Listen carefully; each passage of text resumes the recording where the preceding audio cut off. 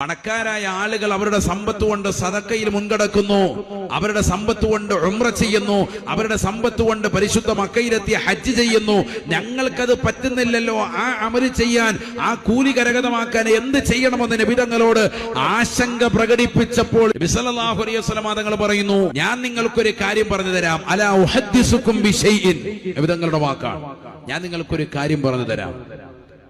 In അഖദതും അദ്റക്തും മൻ സബഖകും, ഞാൻ ഈ പറയുന്ന കാര്യം നിങ്ങൾ മുറുകെ പിടിച്ചാൽ നിങ്ങൾ ഇപ്പോൾ പറഞ്ഞതാകുന്ന ഈ ആളുകളെക്കാൾ മുൻകടക്കാൻ പറ്റും, ഈ അമൽ മുറുകെ പിടിച്ചാൽ.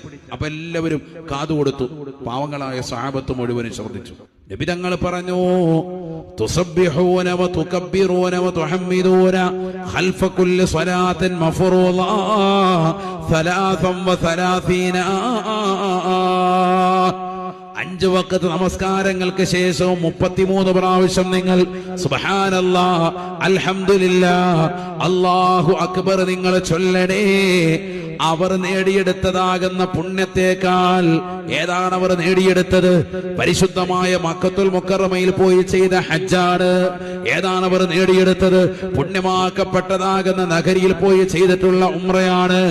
അവർ ചെയ്ത ഹജ്ജിനേക്കാളും ഉംറയേക്കാളും അവർ കൊടുത്തു വീട്ടിയിട്ടുള്ള ദാനധർമ്മങ്ങളെക്കാളും നിങ്ങൾ ഉന്നതമായ തലത്തിലേക്ക് എത്തുമേ.